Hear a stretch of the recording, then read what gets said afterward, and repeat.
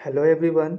मेरा नाम एमडी आसिफ इकबाल है और मैं आप लोगों का स्वागत अपने यूट्यूब चैनल इकबाल इनसाइट पे करता हूँ।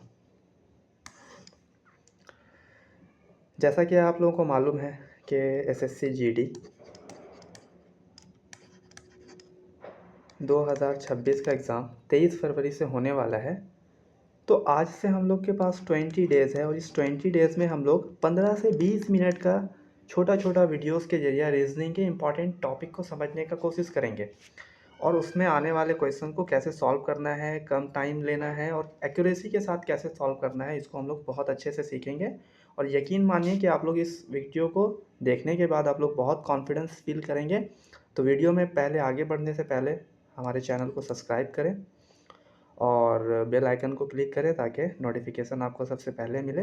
और अपने दोस्तों के साथ जो एसएससी जीडी का एग्ज़ाम देने वाले हैं, जो आने वाले सालों में देने वाले हैं, उसके साथ इसको ज़रूर शेयर करें। हमारा आज का चैप्टर जो है वो है डाइस और इस डाइस के बारे में हम लोग बहुत अच्छे से समझने की कोशिश करेंगे। क्यों पढ़ रहे हैं हम लोग ये चैप्टर? क्योंकि आपके 20 क्वेश्चंस में से हर एक शिफ्ट में एक क्वेश्चन आता है और उस एक क्वेश्चन और कभी कभी शिफ्ट में हम लोग को 2 क्वेश्चन भी देखने को मिलते हैं। तो एक बात तो हम लोग को ये कंफर्म पता चलता है कि एक क्वेश्चन तो आता ही आता है और ज़्यादा किस्मत अच्छा रहा। किस्मत अच्छा बोलने से मतलब है क्योंकि ये बहुत आसान होता है, आप इसको मुश्किल से 5 से 10 सेकंड्स में सॉल्व कर सकते हैं। तो किसी किसी शिफ्ट में ये 2 भी देखने को मिलता है, लेकिन हर शिफ्ट में एक तो देखने को मिलता ही मिलता है। तो चलिए हम लोग आज इसको अच्छे से कंप्लीट करते हैं। वीडियो में आगे बढ़ने से पहले, क्वेश्चन को सॉल्व करने से पहले हम लोग इसमें समझेंगे कि ये चैप्टर में कौन कौन से थ्योरी हैं जो हम लोग को करने का ज़रूरत है। तो चलिए हम लोग पहले थ्योरी को 4 से 5 मिनट में थ्योरी को कंप्लीट करते हैं। देन उसके बाद हम लोग क्वेश्चन पे मूव करेंगे। ऑलमोस्ट 20 से 24 क्वेश्चन हैं जो एसएससी जीडी के प्रीवियस ईयर के 2025 के क्वेश्चन हैं, हम लोग उसको सॉल्व करेंगे। सबसे पहला और इम्पॉर्टेंट वन कॉमन ट्रिक, जब भी आपको किसी डाइस के 2 फेसेस दिए रहते हैं, सबसे पहले आपको ये बात समझना ज़रूरी है कि किसी भी डाइस में 6 फेजेस होते हैं। आप लोगों को मालूम होगा, आप लोगों ने डाइस देखा होगा। तो किसी भी डाइस में कितने फेजेस होते हैं? 6। अब उस 6 में हो सकता है कि नंबर दिया हो सकता है कि कुछ कैरेक्टर्स दिए हों, हो सकता है कि कुछ अलग सिंबल्स दिए हों। तो आप लोग को 6 सिंबल्स दिए रहेंगे जिनमें से आप लोग को अपोजिट के बारे में क्वेश्चन पूछा जाएगा या उससे रिलेटेड क्वेश्चन पूछा जाएगा। तो जब भी आपके पास एक ऐसा क्वेश्चन आए जिसमें किसी डाइस के 2 मुख्तलिफ फेसेस दिए हों और उसमें से एक जो फेस हो वो कॉमन हो, जैसा कि आपको दिए हुए स्क्रीन पर दिख रहा होगा कि ये एक डाइस का 2 अलग अलग पोजीशन है जिसमें 3 कॉमन है, जिसमें जो फेस 3 कंटेन करता है वो कॉमन है। तो इसको सॉल्व करने का क्या तरीका है? हम लोग से अपोजिट के बारे में पूछता है, देन हम लोग जो कॉमन होता है ना उसको लिखते हैं। देन जो कॉमन को लेने के बाद आप लोग को मालूम है ना कि जिस तरीके से घड़ी मूव करती है, जिस डायरेक्शन में घड़ी की सुई मूव करती है, उसको हम लोग बोलते हैं क्लॉकवाइज डायरेक्शन। तो हम लोग कॉमन वाले को लेने के बाद उसी क्लॉकवाइज डायरेक्शन को फॉलो करेंगे। तो 3 के बाद क्लॉकवाइज डायरेक्शन चलने के बाद क्या आएगा? 2 और क्या आएगा? 1। इसमें अगर हम लोग चलेंगे तो 3 के बाद आएगा 4 और आएगा 5। तो इससे हम लोग को ये पता चलेगा कि 5 के अपोजिट में होगा 1, 2 के अपोजिट में होगा 4 और 3 के अपोजिट में कौन होगा? 3 के अपोजिट में होगा बचा हुआ डायरेक्शन 6। अब ये 6 कहाँ से आ गया? आप लोग को ये प्रॉब्लम हो सकता है कि अचानक से ये 6 कहाँ से आ गया? ये 4 3 2 1 तो हम लोग को डाइस में दिख रहा है। तो ये 1 से लेकर के 6 तक दिया हुआ था क्योंकि किसी भी डाइस में 6 होते हैं। तो क्वेश्चन के पहले लाइन में ये मेंशन किया गया होगा कि उसके फेस में कौन कौन से सिंबल्स, कौन कौन से नंबर या कौन कौन से अल्फ़ाबेट्स या कैरेक्टर्स दिए होंगे। तो आप उसको ज़रूर पढ़िएगा। तो उम्मीद है आप लोग को ये वन कॉमन ट्रिक समझ में आया होगा। वन कॉमन ट्रिक क्या होता है कि जब किसी डाइस में दो मुख्तलिफ पोजीशन दिए हों, 2 डिफरेंट पोजीशन दिए हों और उसमें एक कॉमन हो, देन हम लोग उसको क्या करते हैं? हम लोग जो कॉमन होता है उसको लिखते हैं। देन उसके बाद क्लॉकवाइज डायरेक्शन को मूव करते हैं और क्लॉकवाइज डायरेक्शन मूव करने के बाद हम लोग के पास पता चल जाता है कि कौन किसके अपोजिट में है। 1 5 के अपोजिट में है, 2 4 के अपोजिट में और 3 के अपोजिट में होगा 6। अब यहाँ पे जो मैं अगला लाइन बोलने वाला हूँ वो आपके एग्ज़ाम में जो 10 से 15 सेकंड में अदर स्टूडेंट करेंगे, आप उसको मुश्किल से 2 से 3 सेकंड में ही सॉल्व कर लेंगे। जब भी आपको वन कॉमन ट्रिक का क्वेश्चन दिया जाए और ऐसे फेस के बारे में पूछे जो कि इस दिए हुए फेस में नहीं है, जैसे ये जो क्वेश्चन दिया हुआ है इसमें 6 के बारे में अगर आपसे क्वेश्चन पूछ ले, देन आपका आंसर होगा डायरेक्ट 3। क्या बोलने का मतलब है कि आपको कॉमन दिख रहा है 3 है, 1 है, 2 है, 5 है, 4 है, तो 5 के बारे में पूछेगा देन हम लोग बोलेंगे 1 इसके अपोजिट में है। 2 के बारे में बोलेगा देन हम लोग आंसर करेंगे 4 इसके अपोजिट में है। लेकिन अगर ऐसे फेस के बारे में पूछ ले जो यहाँ पे दिया हुआ ही नहीं है, इस फेस में दिखाई ही नहीं दे रहा है, देन वो हमेशा कॉमन वाले के अपोजिट में आता है। चलिए, कि अगर आप लोग को ये बातें नहीं समझ में आई है, थोड़ा कम समझ में आया, देन क्वेश्चन के टाइम हम लोग इसको और अच्छे से समझ लेंगे। आगे बढ़ते हैं। अब बारी आती है 2 कॉमन ट्रिक का। ये एकदम आसान है। अगर आपको 1 कॉमन ट्रिक आ गया है तो 2 कॉमन ट्रिक समझने में कोई भी मुश्किल नहीं है। 2 कॉमन ट्रिक क्या कहता है कि जो अगर आपके 2 different position of the dice दिए हो और उसमें 2 फेसेस कॉमन हो, तो जो रिमेनिंग होता है वो आपस में क्या होते हैं, अपोजिट होते हैं। जो अनकॉमन साइड्स होते हैं, जैसे कि यहाँ पे लिखा हुआ है, जो अनकॉमन साइड्स होते हैं वो आपस में क्या होते हैं, अपोजिट होते हैं। तो उम्मीद है आपको ये वाला भी समझ में आ गया होगा कि जब किसी डाइस के 2 मुख्तलिफ फेसेस दिए हों और उसमें से 2 कॉमन हो, तो जो बचा हुआ अनकॉमन फेस होता है वो आपस में क्या होते हैं, वो आपस में होते हैं अपोजिट। फॉर एग्जांपल, जैसे आपको ये दिख रहा है 2 कॉमन, 8 और 9 दोनों में कॉमन है, तो 8 और 9 के बारे में हम लोग नहीं बता सकते हैं कि इसके अपोजिट में क्या है। वहाँ पे हम लोग का पॉसिबिलिटीज़ काम करेगा कि उसके पीछे हो सकता है क्या हो सकता है ये हो, लेकिन हम लोग डायरेक्ट नहीं बता सकते हैं कि 9 और 8 के अपोजिट में क्या है। हम लोग डायरेक्ट क्या बता सकते हैं, हम लोग ये डायरेक्ट बता सकते हैं कि 7 के अपोजिट में कौन होगा, 12। 9 और 8 के अपोजिट में हो सकता है कि बचे हुए जो और जो फेसेस हैं उसमें से कोई हो, कन्फर्म नहीं बता सकते हैं। अब ये जो बात मैंने कही है ये बहुत इंपॉर्टेंट है, क्योंकि यही बात को हम लोग फॉलो करते हुए हम लोग एक और थ्योरी बनाते हैं कि जब भी हम लोग को मल्टीपल फेसेस दिए होते हैं, देन हम लोग का ये प्रायोरिटी रहता है कि हम लोग सबसे पहले उस वाले 2 फिगर को चुने जिसमें 1 कॉमन है। 2 कॉमन को हम लोग मल्टीपल फेसेस में अवॉइड करते हैं। क्यों? क्योंकि वो हम लोग को एग्जैक्ट आंसर नहीं देता है। जैसा कि यहाँ पे आप 8 और 9 के बारे में बता ही नहीं सकेंगे कि कौन सा उसके अपोजिट में है, लेकिन 1 कॉमन ट्रिक में क्या था, आपको सभी तीनों फेसेस के बारे में ये पता चल जाता है कि उसके अपोजिट में क्या था, तो आप कोई भी आंसर दे सकते हैं। लेकिन जब हम लोग टू कॉमन ट्रिक को सॉल्व करते हैं, देन वहाँ पर हम लोग को सिर्फ एक ही फेस के बारे में, अपोजिट के बारे में कंफर्म बता सकते हैं। इस वजह से जब भी हम लोग क्वेश्चंस में आगे सॉल्व करेंगे और वहाँ पर मल्टीपल फेसेस दिया रहेगा, देन हम लोग का ये प्रायोरिटी रहेगी कि हम लोग सबसे पहले 1 कॉमन को तलाशें, उसके बाद अगर ना मिले देन सेकंड कॉमन से आंसर देने की कोशिश करेंगे। चलें आगे बढ़ते हैं। और आज का ये आखिरी कंसेप्ट, इसके बाद हम लोग क्वेश्चन में मूव करेंगे। तो जब एक डाइस को खोल दिया जाता है, वो डाइस इस तरीके से मालूम होता है जैसा कि स्क्रीन पे दिया हुआ है। और जब ये इस फॉर्म में दिया होता है, देन जो साइड्स अपोजिट में होते हैं वो ऑल्टरनेट होते हैं। क्या इसका मतलब है कि ए के बाद 7 है, लेकिन उसको छोड़ करके वो कौन किसके साथ अपोजिट होगा, 6 के साथ अपोजिट होगा। 7 जो है वो किसके साथ अपोजिट होगा, वो अपोजिट होगा 4 के साथ। और वो जो 3 है वो किसके साथ अपोजिट होगा, वो रिमेनिंग बच गया 8 के साथ। कुछ स्टूडेंट्स क्या करते हैं, वो डायरेक्ट 3 और जब सटा के कोई और क्वेश्चन दे दिया जाता है, देन वो अननेसेसरीली जो डिफ़िकल्ट होता है उसी को सोचने की कोशिश करते हैं। आप हमेशा एक लाइन में 4 फेस दिया रहेगा, उसको सॉल्व करने की कोशिश करें, देन बचा हुआ आपस में ही अपोजिट होगा। जैसे ए 6 से हो गया, 7 4 से हो गया, देन बचा हुआ कौन है, 3 और 8, वो आपस में होंगे। तो जल्दी से समराइज़ करते हैं। हम लोग ने 1 कॉमन ट्रिक देखा, हम लोग ने 2 कॉमन ट्रिक देखा और हम लोग ने ओपन डाइस देखा। बस इसके बाद हम लोग क्वेश्चन को सॉल्व करेंगे। ये रहा आपकी स्क्रीन पे पहला क्वेश्चन। जैसा कि आपको फर्स्ट लाइन में दिखाई दे रहा होगा, 6 मुख्तलिफ फेसेस के बारे में आपको दिया हुआ है। तो हम लोग यहाँ पे दिख रहा है आपको कि ये 1 कॉमन ट्रिक का क्वेश्चन है जी। और इसमें कॉमन क्या है, आर। तो आर के अपोजिट में कौन होगा, आर के क्लॉकवाइज डायरेक्शन में लेंगे तो एल और टी, और नीचे में आर के अपोजिट में लेंगे तो ओ और ए। हम लोग से क्वेश्चन पूछा ई के बारे में। अच्छा, मैंने आपको थ्योरी के टाइम आपको बताया था कि अगर ऐसे फेस के बारे में बोल दे जो दिखाई नहीं दे रहा है, ई क्या आपको इस वाले क्वेश्चन के फिगर में ई दिखाई दे रहा है, नहीं ना, तो आपका आंसर होगा नहीं। तो ये हमेशा आर के अपोजिट में होगा। एल होगा ओ के अपोजिट में, ए होगा टी के अपोजिट में, बचा हुआ आर किसके अपोजिट में होगा, टी ई। तो इसका आंसर क्या होगा, हम लोग से क्वेश्चन पूछा है ई के अपोजिट में कौन है, ऑप्शन नंबर 2। जैसे ही क्वेश्चन स्क्रीन पे आता है, आपको सबसे पहला काम है कि आप लोग इसको सॉल्व करने की कोशिश करें और ये आइडेंटिफाई करें कि ये कौन सा ट्रिक वाला है।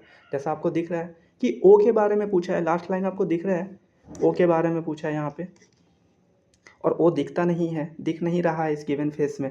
और ये कौन से वाले का क्वेश्चन है, ये है 1 कॉमन का।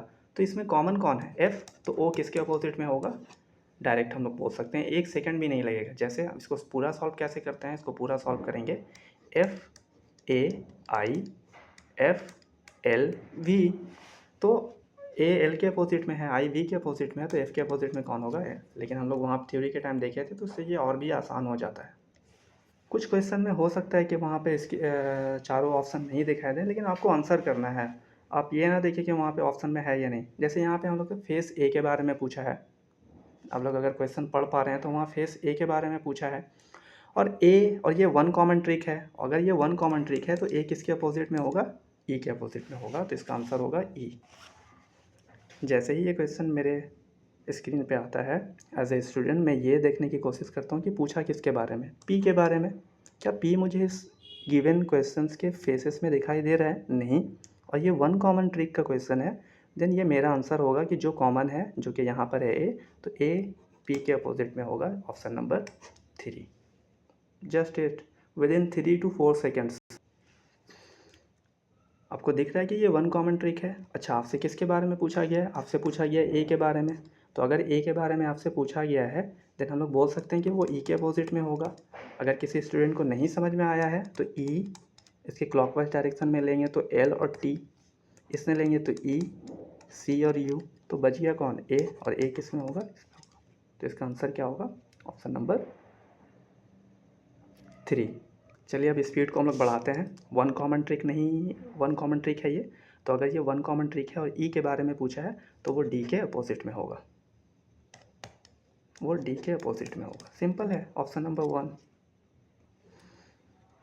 क्या आपको दिख रहा है कि ये 1 कॉमन ट्रिक है, और हम लोग से बी के बारे में पूछा है जो कि गिवन फेसेस में नहीं है, तो इसका आंसर क्या होगा, इसका आंसर होगा ई, जो कि ऑप्शन नंबर में 2।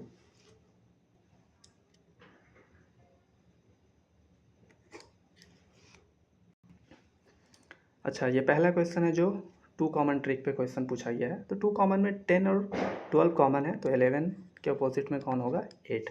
11 के अपोजिट में कौन होगा, 8। सिंपल है, इसका आंसर होगा ऑप्शन नंबर 2।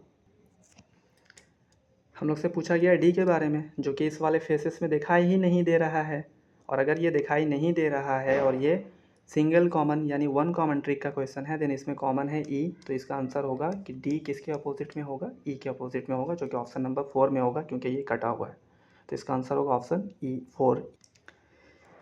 इस वाले क्वेश्चन में, नेक्स्ट क्वेश्चन में हम लोग से पूछा है आर के बारे में, जो कि गिवन फेसेस में नहीं दिखाई दे रहा है, और इसमें ये 1 कॉमन ट्रिक है, 1 कॉमन है, तो यू, तो ये आर किसके अपोजिट में होगा, यू के, और यू किसके अपोजिट में होगा, आर, तो इसका ऑप्शन नंबर होगा 3।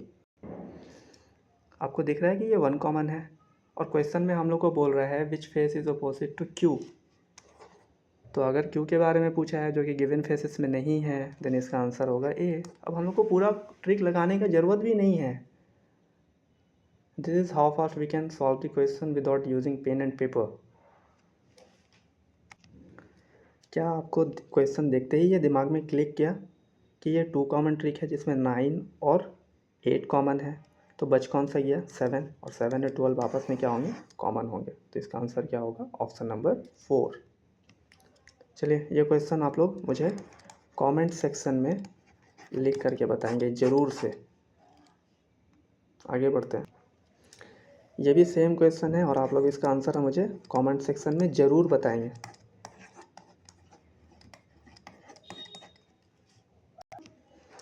हम क्योंकि स्टूडेंट लोग देख रहे होंगे तो इसलिए मैं इसको पूरा सॉल्व कर देता हूँ। एक्स के बारे में पूछा है, अगर ये एक्स के बारे में पूछा है जो कि गिवन फेसेस में नहीं दिखाई दे रहा है, तो मेरा आंसर बहुत आसान हो जाता है। लेकिन फिर भी इसको सॉल्व कैसे करते हैं, इसमें कॉमन है डब्ल्यू, तो पहले फिगर से डब्ल्यू भी यू, दूसरे फिगर से डब्ल्यू जेड वाई, तो यहाँ पर कौन एक्स बच गया, और एक्स किसके अपोजिट में होगा, डब्ल्यू के, ऑप्शन नंबर 2। नेक्स्ट क्वेश्चन, क्या आपको दिख रहा है कि ये 2 कॉमन ट्रिक है जिसमें 8 और 10 आपस में कॉमन है दोनों में ही फिगर में, तो आंसर होगा 9, और 12 किसके अपोजिट में होगा, 9 के अपोजिट में होगा, तो इसका आंसर जो भी होगा ऑप्शन में वो 1 कॉमन ट्रिक है। आई के बारे में पूछा है जो कि यहाँ नहीं दिया हुआ है, और इन दोनों 1 कॉमन ट्रिक में n कॉमन है, तो इसका आंसर होगा ऑप्शन नंबर 4। बस क्वेश्चन में एन के बारे में पूछा है। वन कॉमन ट्रिक है जिसमें ए कॉमन है, तो ए के अपोजिट में कौन होगा? एन। एन के अपोजिट में होगा ए। मुश्किल से 3 सेकंड, मुझे इतना बोलना पड़ रहा है, लिखाना पड़ रहा है, ये जिस दिमाग में प्रोसेस करेगा, जो कि 2 से 3 सेकंड लेगा। मैक्सिमम 10 सेकंड्स और बहुत कम में 3 से 4 सेकंड। ई के बारे में पूछा है, जो कि दिखाई नहीं दे रहा है। वन कॉमन ट्रिक है, ये सेम क्वेश्चन है, सिर्फ डिजिट अल्फ़ाबेट चेंज किया हुआ है, लेकिन ये सारे प्रीवियस ईयर क्वेश्चन है, हर एक क्वेश्चन प्रीवियस ईयर। तो हमसे पूछेगा देन हम इसका आंसर बोलेंगे ए। जस्ट ए के बारे में पूछा है, जो कि दिखाई नहीं दे रहा है, वन कॉमन है जिसमें ई कॉमन है, तो इसका आंसर होगा 1, ऑप्शन नंबर 1। ये इम्पॉर्टेंट है। अब ये थोड़ा सा नया है, तो इसमें हम लोग अच्छे से एक्सप्लेन करेंगे। ये क्वेश्चन हम लोग से पूछा गया है ओपन डाइस का। अब ये ओपन डाइस का है, देन हम लोग से क्वेश्चन पूछेगा कि फोल्ड करने के बाद कौन सा क्यूब बनेगा, कौन सा डाइस बनेगा, कौन सा डाइस नहीं बनेगा। देन यहाँ पर हम लोग इस्तेमाल करते हैं ऑप्शन एलिमिनेशन का। ऑप्शन एलिमिनेशन का क्या मतलब है कि जो फेसेस अपोजिट होते हैं वो एडजेसेंट नहीं हो सकते हैं। एडजेसेंट का मतलब है साथ साथ नहीं आ सकते हैं। आपको जो 3 फेसेस दिखाई देता है वो एक साथ नहीं आ सकता है जो अपोजिट होगा, क्योंकि अपोजिट तो पीछे होगा, ऊपर का नीचे होगा, साइड का उस साइड होगा और सामने का पीछे होगा, तो वो हम लोग को कभी साथ में दिखाई नहीं देगा।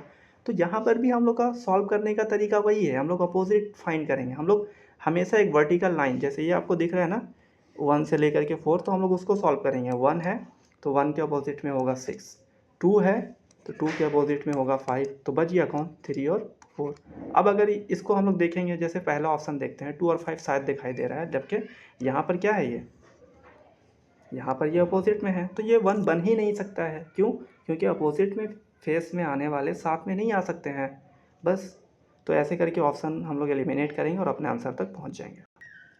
फिर से एक ओपन डाइस का है, हम लोग का काम होगा कि हम लोग ये इस वाले लाइन को सॉल्व कर लें, ए बी सी एफ को, वही सबसे है। देन हम लोग आसानी से बोल सकते हैं ना कि ए के अपोजिट में सी होगा, बी के अपोजिट में एफ होगा, तो बच गया कौन? ई, और ई के अपोजिट में कौन होगा? डी। हम लोग से क्वेश्चन में पूछा है कि कौन सा नहीं बन सकता है, देन इसका आंसर हम लोग बोल सकते हैं, ऑप्शन तो दिख ही नहीं रहा है, लेकिन जो भी है, जो साथ में होगा वो अपोजिट में नहीं हो सकता है, और जो अपोजिट में होगा वो साथ में नहीं हो सकता है। फिर इसको एलिमिनेट कर देंगे, देन आंसर आ जाएगा। अगेन सेम क्वेश्चन है, क्या आप लोग बता सकते हैं कि 1 के अपोजिट में कौन होगा?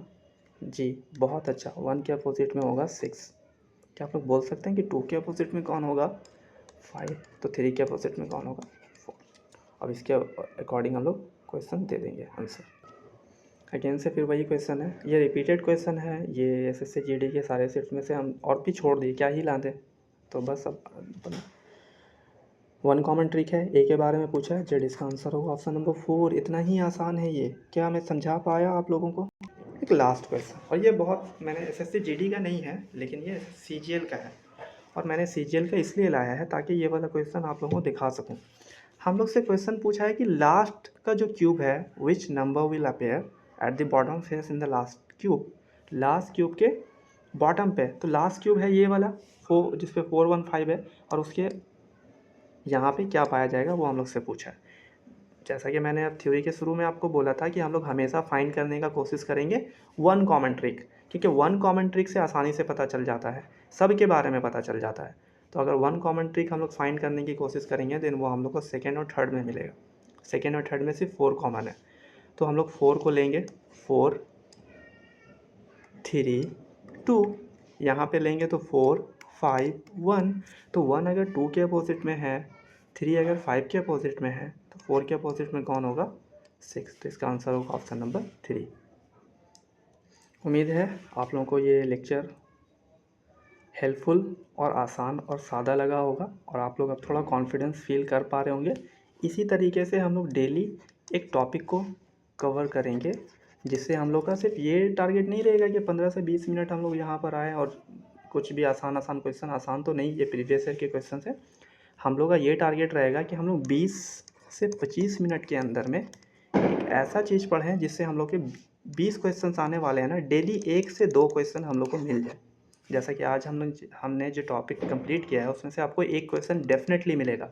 आप 23 को जाइए, आप किसी भी दिन आपका शिफ्ट हो, आप जाएंगे, आप रीजनिंग का सेक्शन खोलेंगे, 20 सॉल्व करने से पहले आपको एक क्वेश्चन मिलेगा और वो सारा क्वेश्चन इसी लेवल के होंगे, आप लोग बहुत आसानी से कर पाएगा।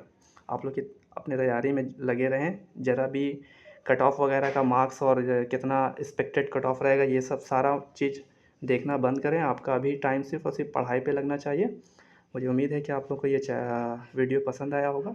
हमारे चैनल को सब्सक्राइब करें। बहुत शायद ये मेरी दूसरी वीडियो है, तो अभी और भी आगे हम लोग कोशिश करेंगे। चलें, नेक्स्ट, स्टे सेफ, मिलते हैं नेक्स्ट वीडियो में। Thank you.